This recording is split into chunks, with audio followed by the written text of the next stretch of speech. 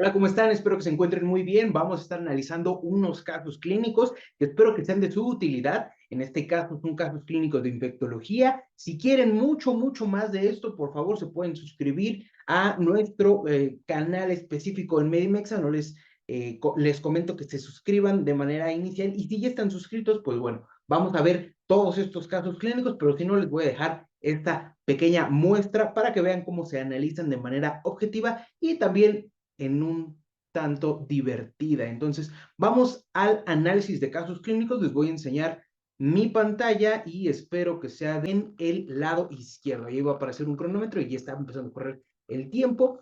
Masculino, 69 años, ingresa a urgencias con fiebre no cuantificada y alteración del estado de alerta. Asimismo, refiere disnea de grandes a medianos esfuerzos. Con antecedentes de importancia se menciona que tiene diabetes de larga evolución y enfermedad renal crónica estadio 5 en necesidad de sustitución renal desde hace un mes. Estuvo hospitalizado donde recibió antibióticos sin especificar. Datos de leucocitosis de 18,000 a expensas de neutrófilos. Y se toma una radiografía en donde presenta datos de infiltrado reticulonodular bilateral, así como datos de cavitaciones. ¿Cuál es su principal sospecha diagnóstica? Pueden contestar en su cabecita, no le adelanten el video, no sean tramposos con ustedes mismos. Y ahorita vamos a ver la respuesta correcta. Bueno, pues prácticamente la respuesta correcta sería tuberculosis pulmonar. ¿Por qué pensaríamos en tuberculosis pulmonar? Si bien podemos pensar en las otras tres entidades, este punto es muy importante por ciertos diferenciales. ¿Va? Vamos a ver poco a poco este caso clínico. Es un paciente ya de 69 años que comenzó, digamos que los datos pivotes son fiebre, alteración del estado de alerta y diabetes. Bueno, diabetes en este caso es un antecedente, pero también es un antecedente de mucha importancia porque es una diabetes que ya es de larga evolución y que aparte está en necesidad de terapia de sustitución renal. Estos son puntos importantes para nosotros estar pensando en que tiene factores a desarrollar de tuberculosis pulmonar. Muy importante recordar que la tuberculosis pulmonar en estos pacientes se va a considerar en dos tipos de fases, la fase latente y la fase activa. La fase latente es la que podemos tener todos nosotros sin síntomas necesarios y que se va a estar especificando el diagnóstico por medio de algunas pruebas. No les voy a decir cuáles porque pues delataría más estos casos clínicos. Y la tuberculosis activa también se va a estar diagnosticando por diferentes pruebas, pero en este caso el paciente presenta datos de tuberculosis activa. ¿Qué más nos puede orientar hacia esto? Una leucocitosis de 18,000 a expensas de neutrófilos, pero un punto muy importante es la radiografía. Infiltrados reticulonodulares bilaterales, que en realidad se puede confundir con una radiografía probablemente que no la estamos viendo, con una radiografía de COVID, por ejemplo, o como una exacerbación de EPOC. ¿Por qué no sería exacerbación de EPOC? Porque no nos están diciendo que haya presentado algún tipo de EPOC anteriormente, no nos están mencionando ningún tipo de espirometría ni antecedentes de esto. Puede ser, pero no creo que sea en este caso. COVID-19 puede ser también, pero aquí yo me iría más por ese punto importante de datos de cavitaciones apicales. Recuerden que tuberculosis genera cavitaciones a nivel apical bilateral. ¿Ok? Entonces, si juntamos todo eso, paciente de 69 años, fiebre no cuantificada, alteración del estado de alerta, diabetes con enfermedad renal crónica que ya está en terapia de sustitución o que necesita terapia de sustitución, más esta radiografía que nos muestran más datos de leucocitosis, pues lo más probable es que tenga tuberculosis pulmonar. ¿Por qué no sería una neumonía atípica adquirida en la comunidad? Recordemos que la neumonía se divide en típica y atípica. Y la neumonía adquirida en la comunidad prácticamente es de características típicas. Entonces, por esto digamos que está mal esa respuesta. ¿Es una neumonía típica o atípica? ¿Es una neumonía adquirida en la comunidad o es una neumonía intrahospitalaria?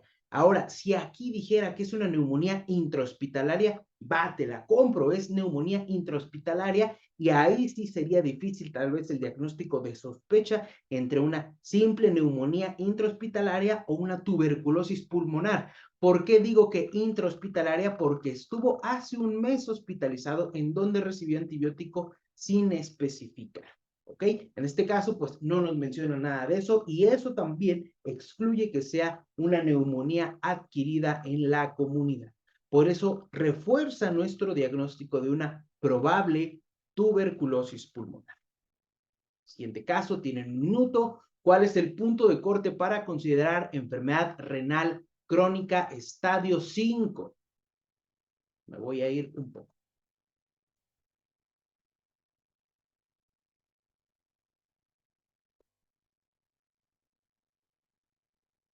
¿Cuál será el punto de corte? Si se dan cuenta, ya cambió completamente el contexto y ahora solamente nos piden contestar una pregunta.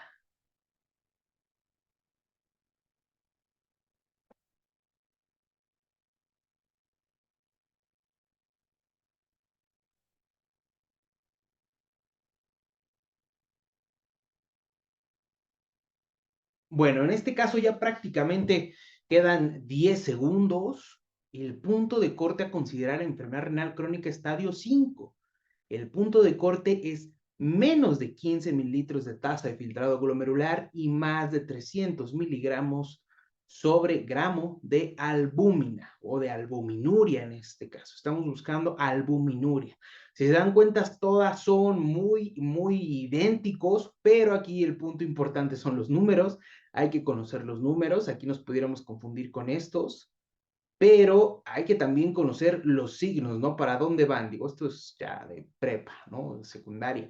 Pero hay que estar conociendo los valores, los rangos. Menos de 15 se considera un estadio 5, en donde los pacientes requieren terapia de sustitución renal. Es muy importante recordar que la enfermedad renal crónica se va a estar denominando como una tasa de filtrado glomerular de menos de ¿cuánto? De menos de 60 de tasa de filtrado glomerular por más de 3 meses, o bien datos de microalbuminuria o de albuminuria o macroalbuminuria. En este caso, se va a estar considerando como macroalbuminuria porque estamos considerando más de 300 miligramos. Micro sería de 30 a 300 miligramos de albuminuria.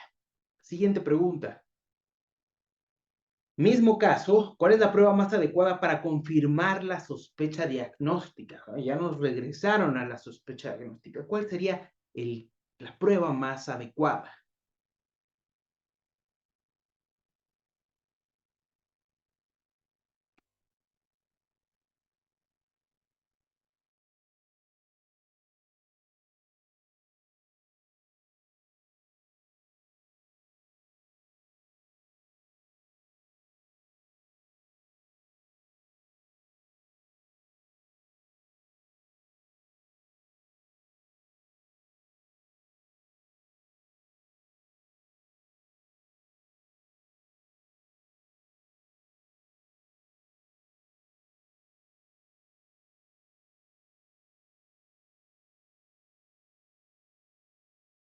Ok, pues vamos a revisar entonces cuál es la respuesta correcta, en este caso, cuál es la prueba más adecuada para confirmar la sospecha diagnóstica. Recordemos que estamos sospechando de tuberculosis y para confirmar la más adecuada de las que tenemos aquí es el Gene Expert, que sería una ampliación de ácidos nucleicos. En este caso, sí, la tinción de Barr nos sirve mucho, pero nos menciona que es la más adecuada para confirmar.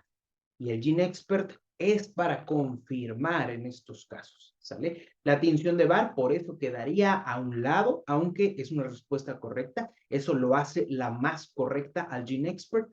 Un IGRA o el cuantiferón que va a estar detectando cadenas gamma en este caso, pues bueno, no es viable porque estamos hablando de una infección aguda, de una infección, pues ya que se encuentra activa. Y en cuanto al IGRA y al cuantiferón o el PPD, se van a estar utilizando nada más para identificar infecciones latentes.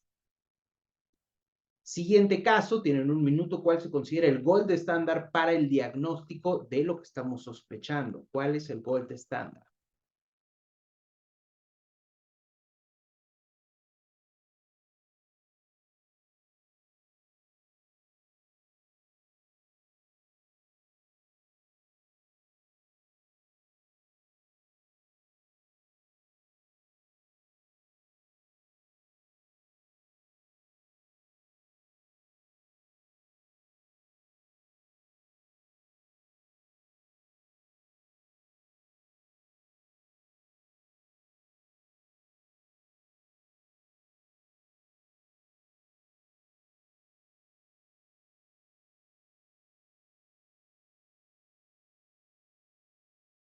Muy bien, pues prácticamente quedan 10 segundos y prácticamente en este caso el gold estándar de TB es el cultivo de expectoración. Es una pregunta que ya saben, que seguramente ya deben conocer. Si no la conocen, no se preocupen, no pasa nada. El gold estándar siempre para TB es el cultivo de expectoración.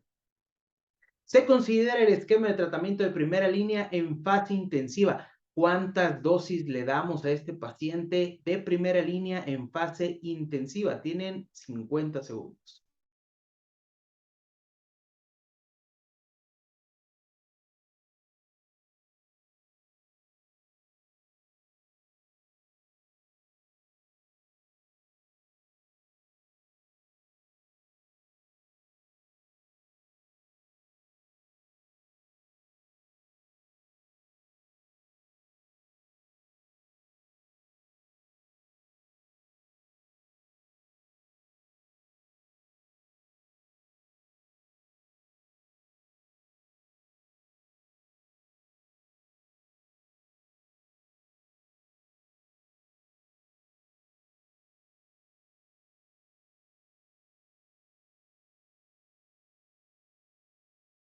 Vamos a ver la respuesta correcta en este caso. ¿Cuál es el esquema para considerar tratamiento de primera línea en fase intensiva? Son 56 dosis. Se deben dar 56 dosis en fase intensiva de primera línea.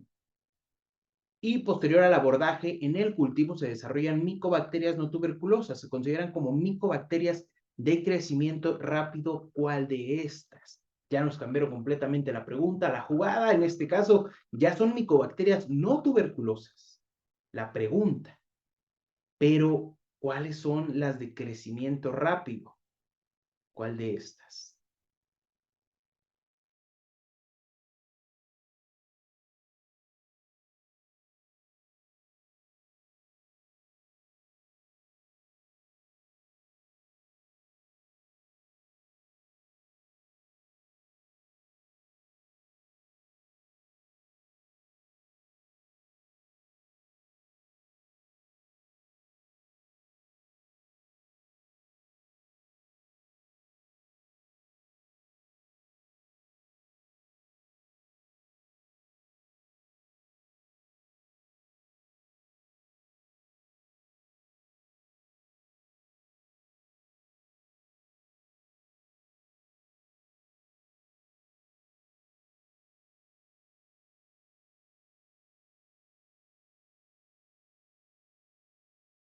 La respuesta correcta en este caso sería Mycobacterium abscessus. Es una micobacteria no tuberculosa de crecimiento rápido. Con esto vamos a terminar este análisis de casos clínicos. Espero que te haya sido de utilidad y pues si quieres más de ello, suscríbete. Si ya estás suscrito, vamos a estar viendo más análisis de estos casos más adelante.